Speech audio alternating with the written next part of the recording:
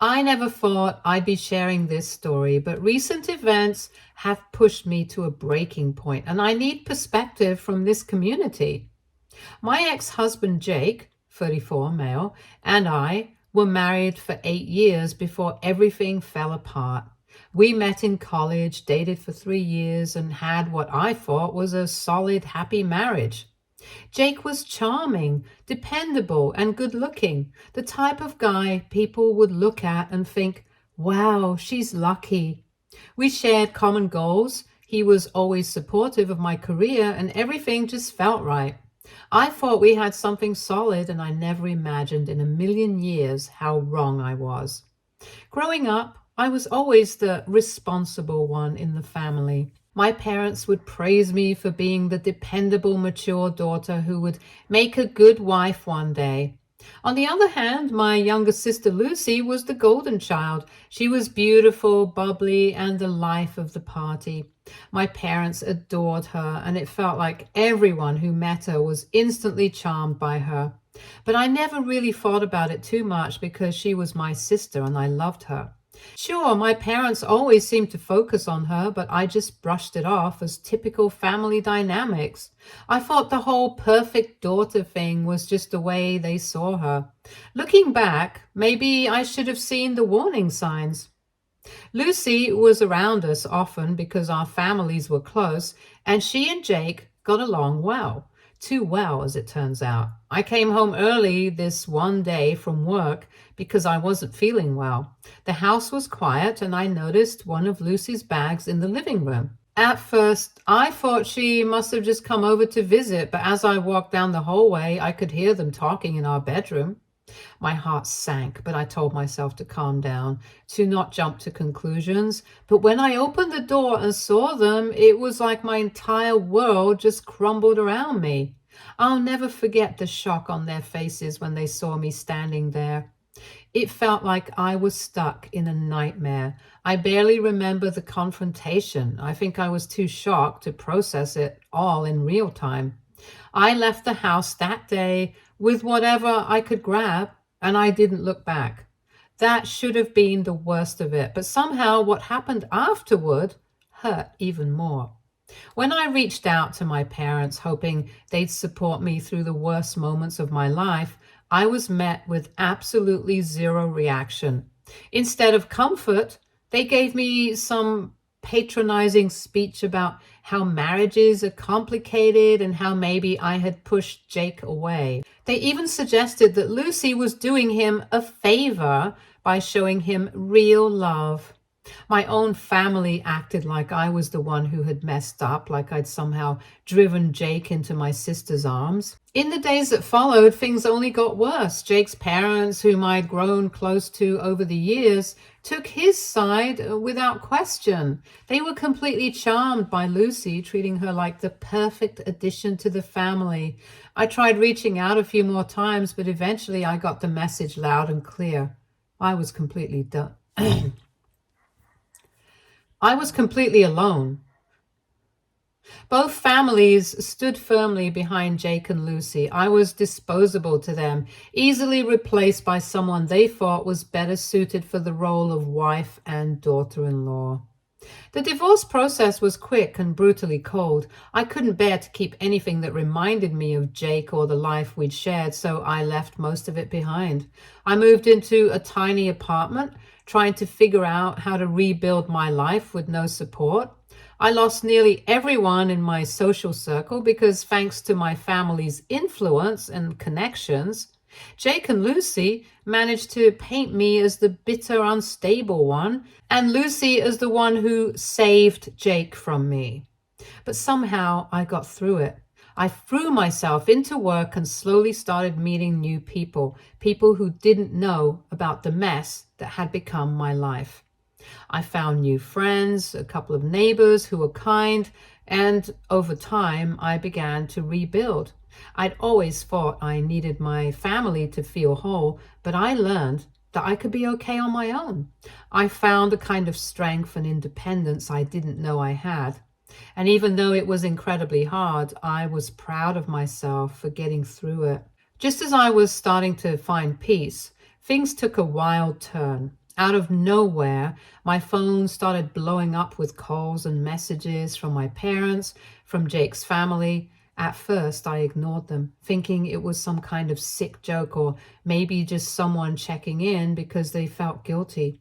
But the calls kept coming, so I finally listened to one of the voicemails. What I heard left me absolutely floored. Lucy had left Jake. She'd apparently met someone else, another man who had caught her eye and walked out on Jake without so much as a goodbye. And now, with Jake left heartbroken, both of our families were scrambling to put the pieces back together. And who did they think should fill in the spot Lucy had left? Me, of course. I was the rightful wife, they said. They actually thought I should go back to Jake and take my place as if I was some kind of backup plan waiting in the wings. The messages were full of emotional manipulation, disguised as concern. At first, they were begging me to come back and forgive them, but then their texts started sounding insane. They kept saying it was my duty as a woman to give Jake a second chance, that forgiveness would show how strong I was. My mom even said it was a chance to prove my worth as a daughter, as if I hadn't already spent years bending over backward for this family that tossed me aside. Jake's family chimed in too, saying that he was lost without me and that I should come back to keep the family together. It was as if my own pain, my own betrayal didn't matter. All they cared about was keeping up appearances as though I should somehow just forget that they'd all abandoned me. I have been so angry because of this. After everything I'd gone through, losing my family, my husband, my social circle, these people thought they could just call me back as if I owed them something, as if I hadn't been discarded and replaced like an old piece of furniture. And the worst part was they acted like I should be grateful for the chance to come back. For a while, I debated whether I should confront them. Part of me wanted to scream at them, to let them know how deeply they'd hurt me and how absurd their request was. But another part of me knew that they wouldn't understand. They never saw me as a person with feelings, just as someone who could fulfill a role they needed. Confronting them wouldn't change anything. They'd twist it around somehow, make it about them or tell me I was being dramatic. So I've been ignoring the calls, trying to find some peace in the life I've built for myself. But they have been bothering me this whole time. Every few days, I'll get another voicemail, another text message, and it drags me back to that place of anger and hurt. They don't see me as a person with my own life and pain. They only see me as a convenience, someone who can patch up their mess. It's been exhausting, and I'm so tired of feeling like I'm the only one who sees how messed up this all is. Honestly, I know I'm not wrong for refusing to go back, but part of me wonders if there's something I'm missing. Should I confront them and try to make them see the damage they've caused, or should I just block them all and let them deal with the mess they made? I know I've come a long way, but this whole thing has brought up so many old wounds that I thought I'd healed. So, Reddit, what am I supposed to do here? Should I even bother trying to explain to them how much they've hurt me, or would it just be a waste of time? Update 1. Hi guys, I wish I could say things have gotten better, but honestly, the situation has only gone from bad to worse. Ever since I posted, my inbox has been flooded with more messages and calls from my family and Jake's family, and it's been a nightmare trying to keep up with all of it. My phone buzzes with notifications all day to the point that I'm starting to dread even looking at it. I've tried blocking numbers, but somehow they keep finding ways to reach me, whether it's through new numbers or emails. It's like they're determined to wear me down. But what really took me by surprise was a call from Jake himself. I usually don't pick up calls if I don't recognize the number, but this time I did. I thought it might be work-related or maybe a friend, but the minute I heard his voice, my stomach dropped. It was Jake. And he immediately started in on what sounded like a pre-planned speech. He began by saying he was deeply sorry and that he realized he'd made some terrible mistakes. I could hardly believe the audacity of it all.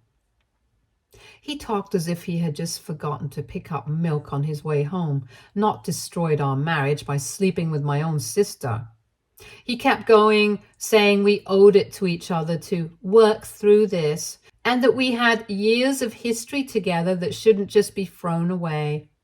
Hearing him say that after everything he'd done was like a punch in the gut. The nerve to bring up our 8-year marriage as though it was something I was obligated to cherish. He said we both owed each other this chance to reconcile, to pick up the pieces and see if we could find a way back to each other. I almost laughed out loud at the ridiculousness of it.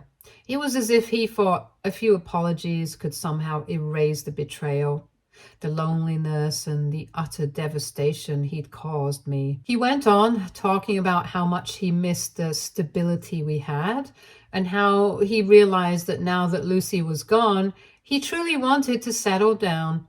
The whole time he kept using words like we and our life and our history, as if he had any right to talk about us anymore. I just sat there, completely stunned, and barely managed to say anything because every word he spoke was just making me angrier and angrier. When I finally interrupted him and asked, "Why now? Why do you care now that she's gone?" He gave me some pathetic excuse about realizing what he'd lost and how he thought I'd be strong enough to move past it and take him back. Strong enough, as if strength had anything to do with putting up with his betrayal. After I hung up on him, the messages from my parents started pouring in even more relentlessly. They actually had the nerve to say that now that I had Jake begging for forgiveness, it was proof that he was sorry and that I should see this as some kind of victory or a sign that I should go back to him. My mom even said, "Isn't it enough that he's asking for a second chance?" It made my blood boil. They were talking as if Jake's pathetic attempt at reconciliation was something I should be grateful for, something that should make me feel validated or worthy. They seemed completely blind to the fact that I was the one who had been wronged, that I was the one who had been tossed aside like nothing. I kept wondering, how could anything be enough? How could a few words erase everything he'd done? Did they really expect me to just jump back into his arms and pretend that none of it had happened? Out of sheer frustration, I ended up calling Lucy. I had no idea what I was even going to say to her. I just needed to get it out. She didn't pick up, so I left a voicemail telling her that this entire mess was her doing and that she should be the one dealing with it. I reminded her that she had broken apart my marriage and my life, and that it was up to her to explain herself to our parents and to take responsibility. I was so furious that I ended up sending her an email too, just so that she couldn't ignore me. I laid it all out, point by point, reminding her of every betrayal, every instance where she could have chosen to stop what she was doing but didn't. I was angry and hurt, and I didn't hold back. Of course, Lucy never responded. Typical. She'd caused this chaos, torn apart two families, and walked away without a second thought. And now she was off with some new man, probably not even thinking about the destruction she'd left in her wake. She'd left me to deal with the fallout while she got to work away scot-free. And here I was, fielding calls and emails from family members who still somehow believed that I was the one who could fix it all. It's like they couldn't grasp the idea that I wasn't some disposable piece they could just pick up and drop whenever they felt like it. One particularly awful call came from my aunt, who had always been one of the few people I trusted in my family.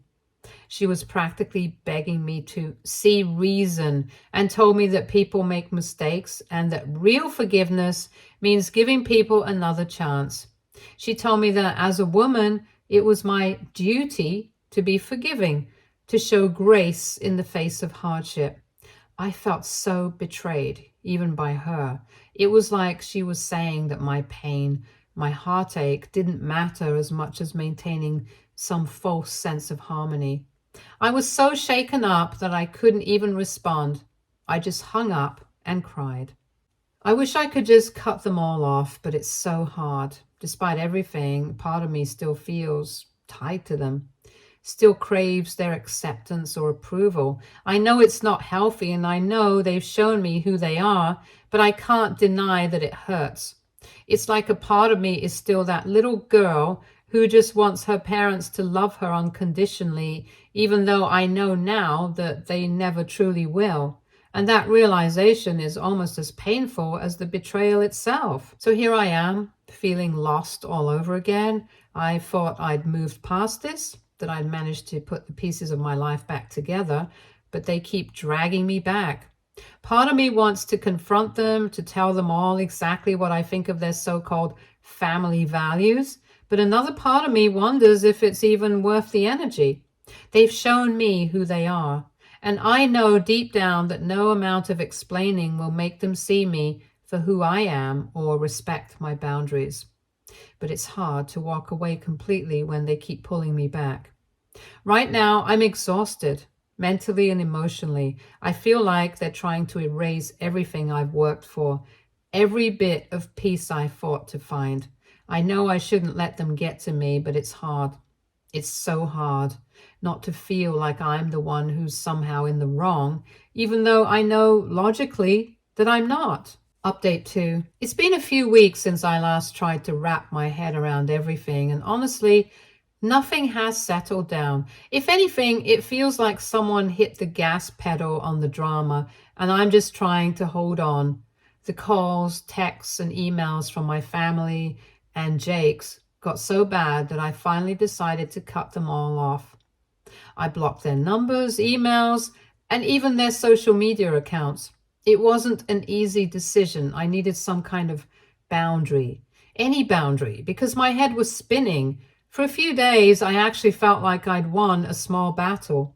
My phone wasn't lighting up every 5 minutes with another attempt to guilt trip me. And for the first time in months, I could just exist without their noise in the background. But of course, that peace didn't last long. Nothing about this situation seems to let me breathe for long. A few days after blocking everyone, I came home from work, tired and just wanting to crash, and there she was, my mom, just standing outside my apartment like it was the most normal thing in the world. My stomach dropped. I had never told her where I moved after the divorce. So the fact that she somehow tracked me down felt like a huge violation of my privacy.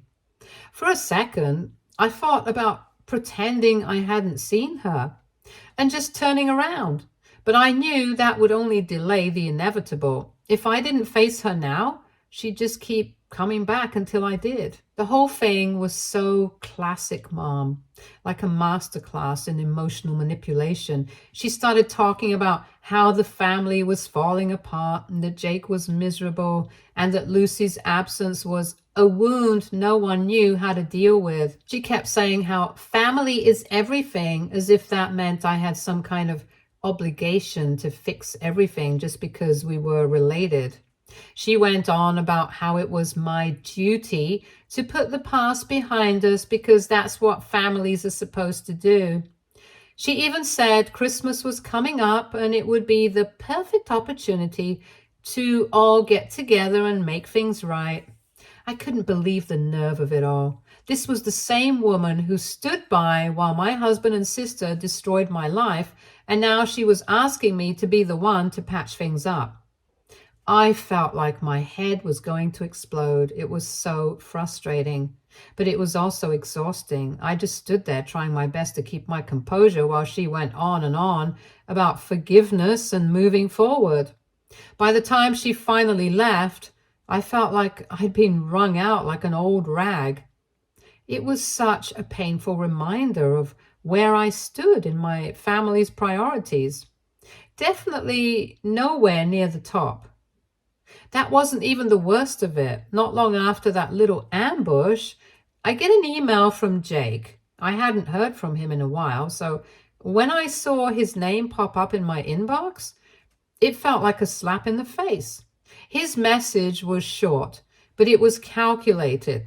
He said he understood why I was upset and hoped we could have a conversation to clear the air.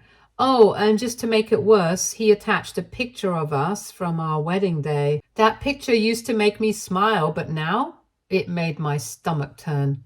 I deleted the email without even thinking twice. There was no way I was going to let him back into my head like that, no matter how sorry he claimed to be.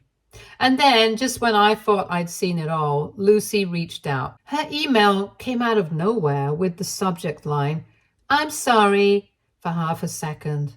I thought maybe this is it. Maybe she's finally going to own up to what she did. But no. Her so-called apology was just a pile of excuses. She wrote about how she never meant to hurt me, how her relationship with Jake just happened because they were in love, as if that somehow made it okay. And if that wasn't bad enough, she actually had the audacity to say she hoped Jake and I could get back together.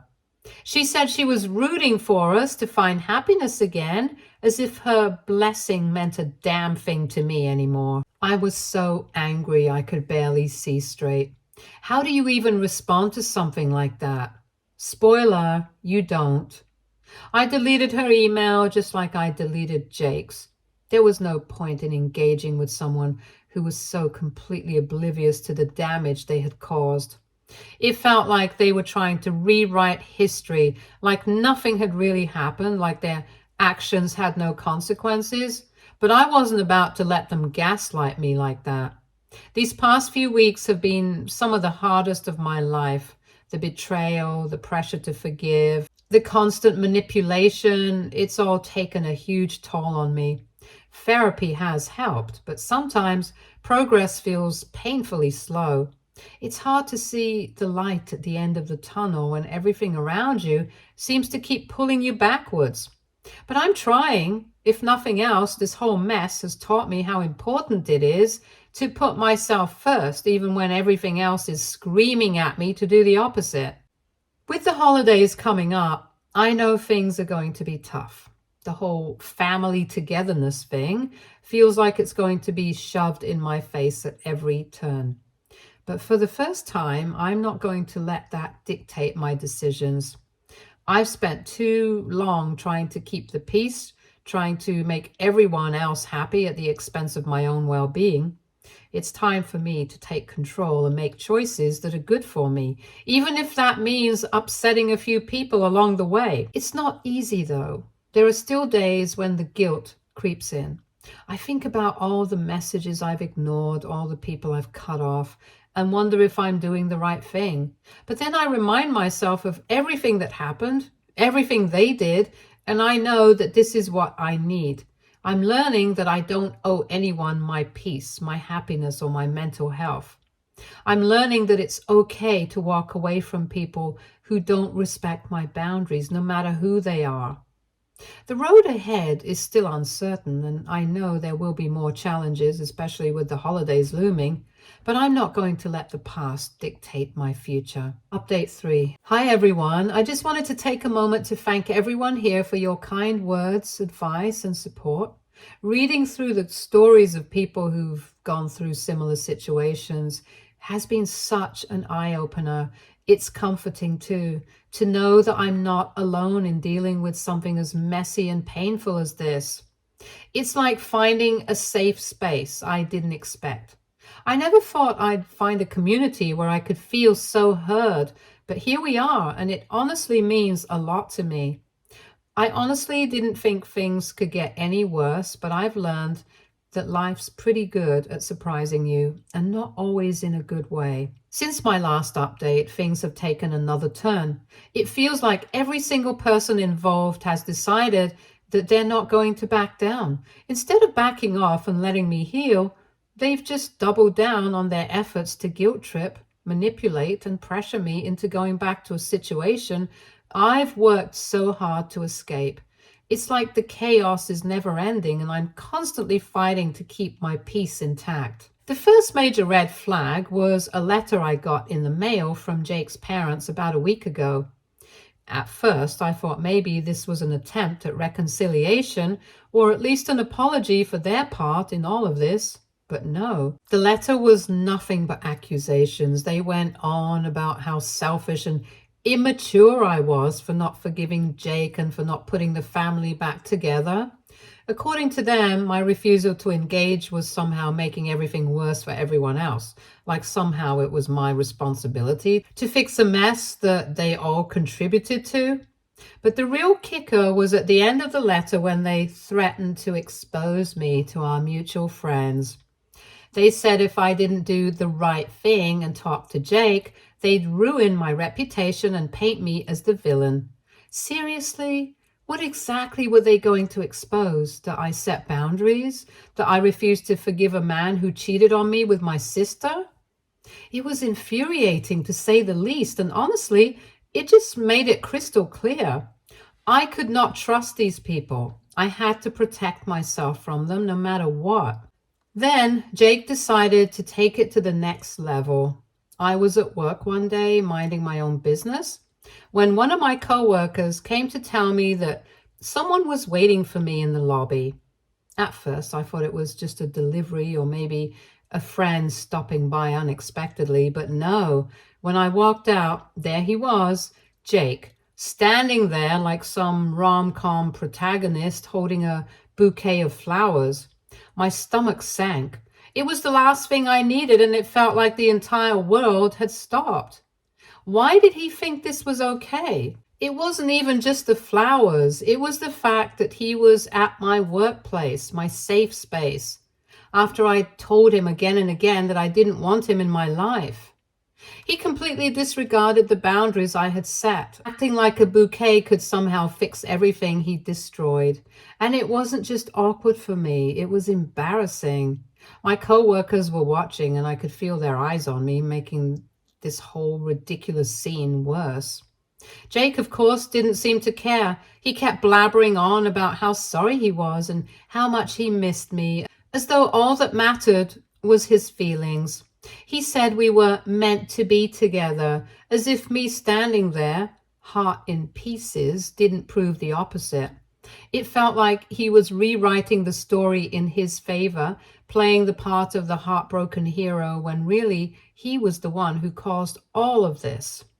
It was selfish, and honestly, it felt like he was trying to gaslight me into feeling bad for him instead of taking responsibility for his actions. I was so angry, but I had to stay calm. I told him he needed to leave immediately, that this wasn't the place for his apology. He ignored me. So I walked back to my office, shaking with frustration. I locked myself inside, trying to regain my composure. I called security to remove him. I didn't want to escalate things, but at that point, it was clear I had no other choice. I had to protect myself again. Later that night, I made a decision I never thought I would have to make. I filed for a restraining order against Jake. The idea of doing this, of having to get legal protection from someone I once loved, was heartbreaking, but I knew it was the only way to keep him out of my life for good. I couldn't just sit around and let him keep showing up on invading my space and making me feel powerless. I had to take control. And my family, they haven't stopped either. Even though I've got no contact with them, they've found new ways to try and reach me. One of my cousins, someone I haven't spoken to in years, sent me this long message about forgiveness and how everyone missed me. Of course, she didn't mention the fact that none of them cared about me when I was in the middle of dealing with the betrayal. Another distant aunt chimed in with an email about how I needed to be the bigger person and let go of my anger. It's crazy to me that these people, who weren't even involved in the betrayal, feel like they have the right to tell me how to heal. They have no idea what I've been through. But the hardest part, the part that's been the most painful, is my mom.